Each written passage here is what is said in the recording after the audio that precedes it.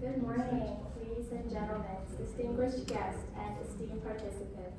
Welcome to the first international symposium entitled Confronting China's Genocide, East Turkestan's Right to Sovereignty and the Global Security Imperative. Today's event is organized by the Center for East Turkestan National Interest and is co-sponsored by several other Uyghur organizations. Photography and recordings of conference sessions, presentations, and discussions are prohibited without prior consent from the participants and organizers involved. Before we would like to begin, we would like to play the Uyghur National Anthem, so we would like to ask all of you to stand up.